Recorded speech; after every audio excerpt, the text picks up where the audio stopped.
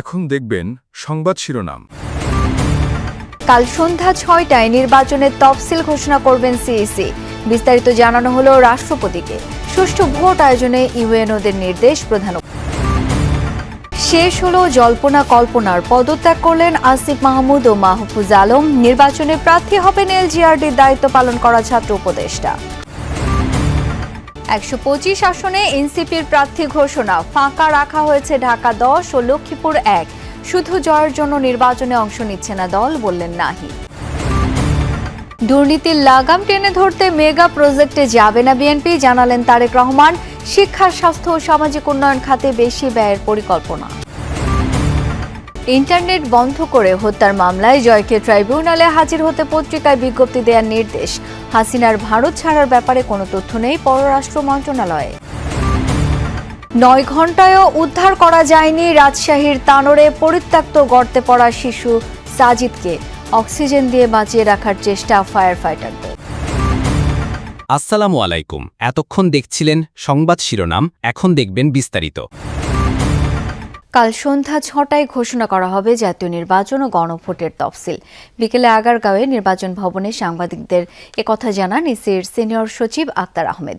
বলেন, সীমানা নিয়ে এখন পর্যন্ত কোনো জটিলতা না থাকায় ৩০০ আসনে তফসিল ঘোষণা করা হবে। এর আগে বঙ্গভবনে রাষ্ট্রপতির সাথে সিইসি ও কমিশনারদের বৈঠকের বিষয়ে তিনি জানান, অবাধ ও সুষ্ঠু নির্বাচন আয়োজনে সর্বোচ্চ সহায়তার আশ্বাস দিয়েছেন মোহাম্মদ শাহাবুদ্দিন। একদিকে বিটিভিতে সিইসির ভাষণ রেকর্ড, আরেকদিকে সিনিয়র সচিবের রুমে কমিশনের বাকি সদস্যরা। রেকর্ডিং শেষে সিইসির সাথে আরেক দফা কমিশনের বৈঠক। এরপরই ইসি সচিব জানালেন বৃহস্পতিবার সন্ধ্যায় তফসিল। উনি জাতির উদ্দেশ্যে ভাষণ দেবেন, এখানে তফসিল ঘোষণা করে দিবেন। আগামীকাল 11ই ডিসেম্বর সন্ধ্যা ৬টার সময়। এখন পর্যন্ত সিদ্ধান্ত হচ্ছে ৩০০ আসনে। কারণ আমরা এখনো পর্যন্ত তো কোর্টের কোনো অর্ডার পাইনি। অর্ডার পাওয়ার পরে যদি সংশোধন লাগে সেটাও সেভাবে করা যাবে। রেওয়াজ অনুযায়ী তফসিল ঘোষণার আগে নির্বাচন আয়োজনের সার্বিক প্রস্তুতি সম্পর্কে রাষ্ট্রপতিকে অবহিত করে ইসি। রাষ্ট্রপতির সাথে সাক্ষাৎ করতে বুধবার বেলা ১২টার কিছু পরে সিইসি সহ পুরো কমিশন বঙ্গভবনে যান। নির্বাচন প্রস্তুতি ও মাঠ পর্যায়ের অগ্রগতি, রাজনৈতিক পরিস্থিতি, আইন শৃঙ্খলার বর্তমান চিত্র রাষ্ট্রপতিকে অবহিত করেন তারা। প্রায় ২ ঘণ্টা বৈঠক শেষে বঙ্গভবন থেকে বের হন সিইসি ও অন্যান্য কমিশনাররা। নির্বাচন ভবনে ফেরার পর বৈঠক নিয়ে ব্রিফিং করেন আক্তার আহমেদ।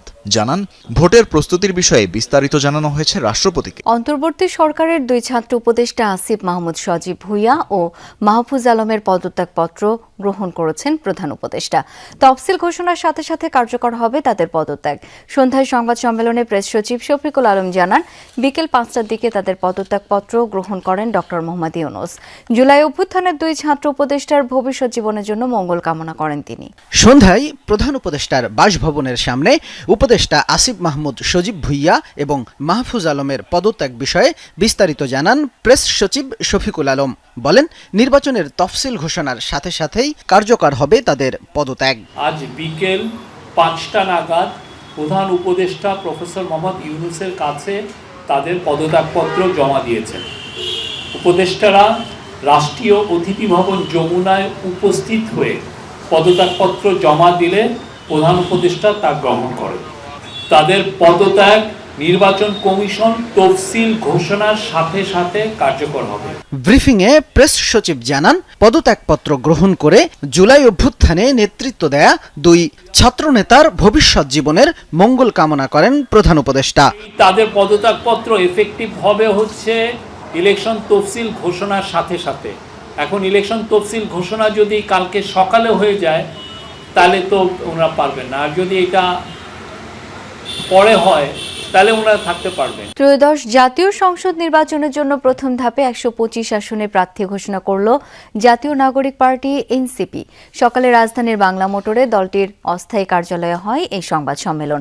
ঘোষিত তালিকা অনুযায়ী এনসিপির আহ্বায়ক নাহিদ ইসলাম নির্বাচন করবেন ঢাকা ১১ আসনে, আক্তার হোসেন রংপুর ৪ আসনে, ঢাকা ১৮ আসন থেকে নির্বাচন করবেন নাসির উদ্দিন পাটোয়ারি, সার্জিস আলম লড়বেন পঞ্চগড় ১ আসনে, হাসনাত আবদুল্লাহ কুমিল্লা ৪ আসনে, ঢাকা ৯ আসনে নির্বাচন করবেন তাসনিম জারা।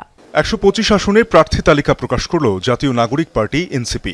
দাবি, তৃণমূল থেকে কেন্দ্রীয় আসন ভিত্তিক সেরাদের দেয়া হয়েছে প্রতিনিধিত্বের দায়িত্ব। হেভিওয়েটদের মধ্যে ঢাকা 11 আসন থেকে প্রতিদ্বন্দ্বিতা করবেন আহ্বায়ক নাহিদ ইসলাম। রংপুর 4 আসন থেকে সদস্য সচিব আখতার হোসেন, মুখ্য সমন্বয়ক নাসিরউদ্দিন পাটোয়ারি, ঢাকা 18। নিজ এলাকা পঞ্চগড় 1 আসন থেকে সার্জিস আলম আর হাসনাত আবদুল্লাহ লড়বেন কুমিল্লা 4 থেকে। আগামী ত্রয়োদশ তালিকা ঘোষণার সময় জনগণের পক্ষে এবং নতুন রাষ্ট্র কাঠামোকে যারা চ্যালেঞ্জ করতে পারে তাদের শাপলাকলিতে ভোট দেওয়ার আহ্বান জানান দলের সদস্য সচিব নাসিরউদ্দিন পাটোয়ারি। বলেন, দ্বিতীয় ধাপে বিএনপি জামায়াতের বিদ্রোহী তবে সংস্কারের পক্ষে আছেন এমন প্রার্থীদের তালিকা প্রকাশ করা হবে।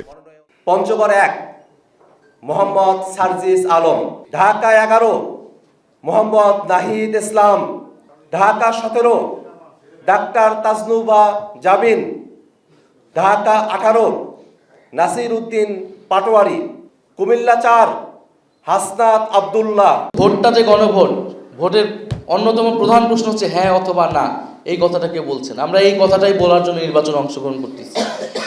আপনারা অনেকে জিজ্ঞেস করেন যে আমরা কয়টা সিট পাবো বা আমরা কয়টা সিট প্রত্যাশা করি।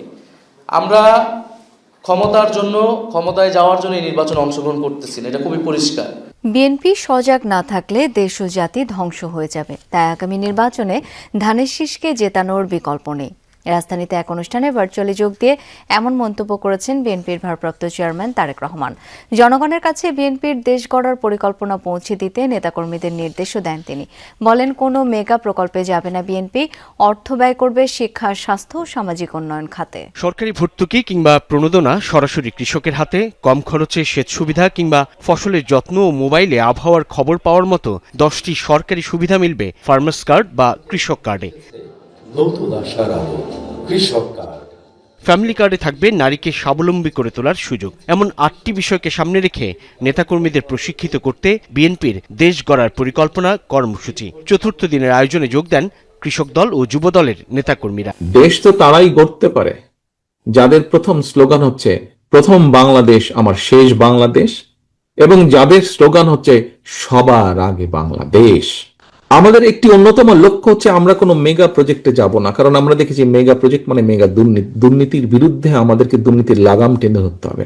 আমরা রাষ্ট্রের অর্থ, জনগণের অর্থ আমরা খরচ করব জনগণের শিক্ষার পিছনে, জনগণের স্বাস্থ্যের পিছনে, জনগণের হিউম্যান ডেভেলপমেন্টের, রিসার্চ ডেভেলপমেন্টের পিছনে আমরা খরচ করব।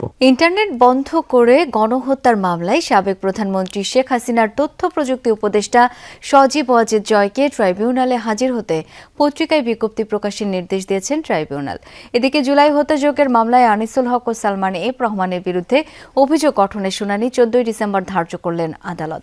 বুধবার আন্তর্জাতিক অপরাধ ট্রাইব্যুনাল এক বিচার শুরুর আগে সালমান এফ রহমান ও আনিসুল হক তাদের পক্ষে বিদেশি আইনজীবী নিয়োগের আবেদন জানান। পরে চিফ প্রসিকিউটর বলেন, ট্রাইব্যুনাল আইনে বিদেশি আইনজীবী নিয়োগের সুযোগ রয়েছে, তবে আগে থেকে বার কাউন্সিলের অনুমতি নিতে হবে। সজীব ওয়াজেদ জয়ের বিষয়ে বলেন, দেশের নাগরিকত্ব না থাকলেও জয় দেশের বেতনভুক্ত ছিলেন এবং বিদেশে থেকে জুলাই হত্যাকাণ্ডের নির্দেশ দিয়েছেন, যার তথ্য প্রমাণ প্রসিকিউশনের কাছে আছে। এদিন ট্রাইব্যুনাল 2-এ আবু সাইদ হত্যা মামলায় সাক্ষ্য দেন আরও 2 জন। রাজশাহীর তানোরে গভীর নলকূপের জন্য খোঁড়া গর্তে পড়ে গেছে 2 বছরের শিশু। উদ্ধার কাজ চলছে। এখন পর্যন্ত এই রাজশাহীর তানোরের যে জায়গাটি, শিশুটি আসলে এই নলকূপের যে পাইপটি রয়েছে পাইপের মধ্যে তার পাচ্ছে না। ফায়ার সার্ভিসের মোট 3টি ইউনিট এখনো কাজ করছে। একটি এক্সকাভেটর দিয়ে মাটিগুলো সেখান থেকে তোলা হচ্ছে।